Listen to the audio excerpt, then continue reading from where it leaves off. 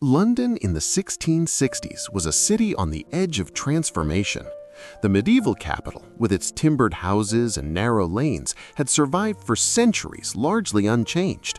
Then came 1666, and everything burned.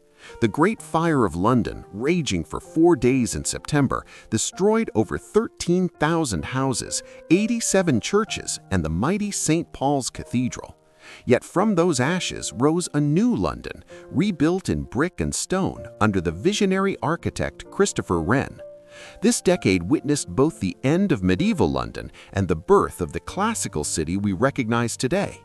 Thanks to advanced AI technology, we can now reconstruct both the London that burned and the elegant city that replaced it using contemporary accounts, drawings, and the careful documentation of witnesses like Samuel Pepys.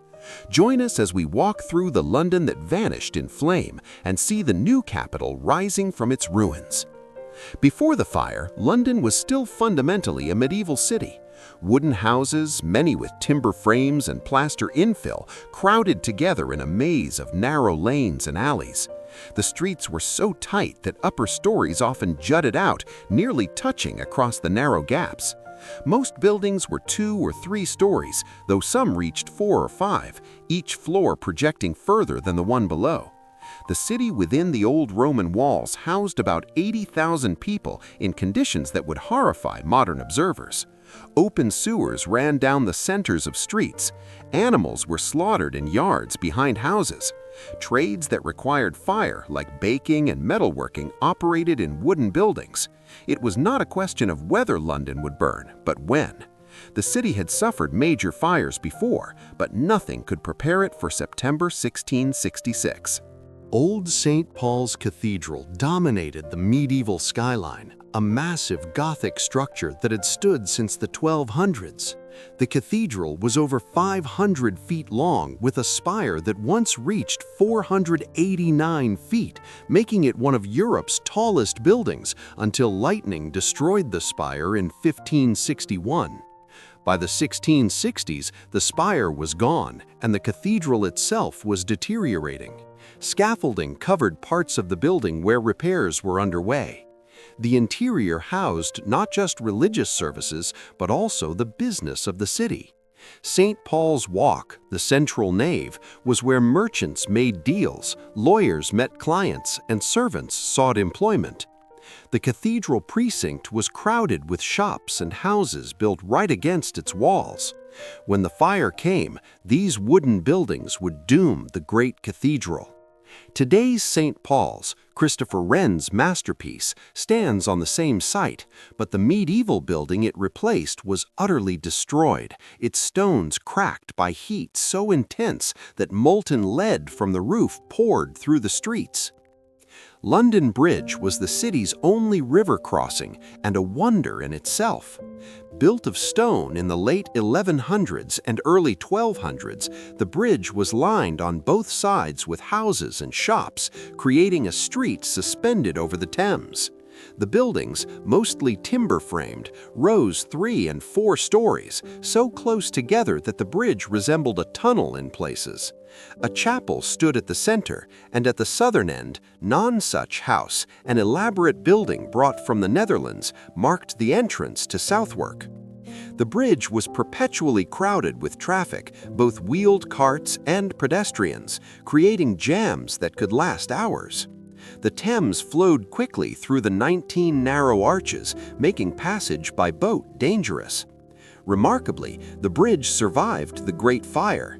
The flames stopped at its northern end, prevented from crossing by a gap where houses had been demolished years earlier. London Bridge, with its medieval buildings, would stand until the 1750s, when the houses were finally removed. The Great Fire began on Sunday, September 2, 1666, in Thomas Farriner's bakery on Pudding Lane, near London Bridge. A spark from the oven ignited timber, and strong east winds spread the flames rapidly through the tinder-dry wooden city. Samuel Pepys, the diarist, witnessed the fire's beginning and thought it unremarkable. By afternoon, he had changed his mind. The fire was consuming street after street, driven by wind and fed by warehouses full of oil, tar, and other flammable goods along the Thames wharves. The city had no organized fire service. Citizens formed bucket chains and used primitive fire engines, essentially pumps on wheels, but these were useless against such an inferno. Mayor Thomas Bloodworth famously dismissed the early fire, saying a woman could piss it out. By Monday, the flames were unstoppable. Wealthy residents fled with carts loaded with possessions. The poor grabbed what they could carry. Churches that had stood for centuries burned like kindling. The fire created its own wind, sending embers ahead to start new blazes. By Tuesday, St. Paul's was surrounded. The scaffolding caught first, then the roof timbers. Witnesses described stones exploding from the heat, the lead roof melting and running in streams through the streets, the books from the stationers who stored their stock in the crypt bursting into flame. The fire finally stopped on Thursday, September 6th, halted by fire breaks created by blowing up buildings with gunpowder and by the wind finally dropping. When Londoners returned, they found a moonscape. The area within the walls was devastated. 87 churches were gone. The Guildhall was a blackened shell. The Royal Exchange, the commercial heart of the city, had collapsed.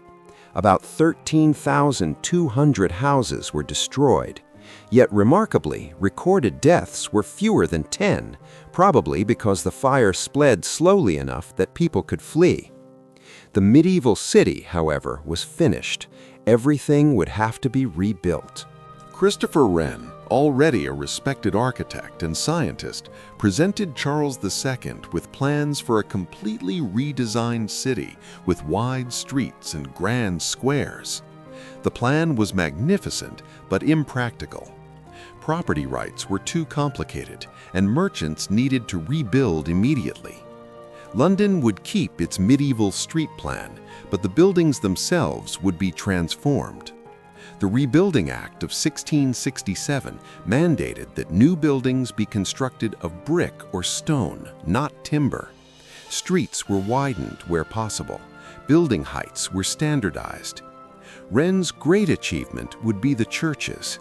Tasked with rebuilding the 51 parish churches destroyed in the fire, he created masterpieces of English Baroque, each unique yet harmonious. But his crowning glory was St. Paul's Cathedral.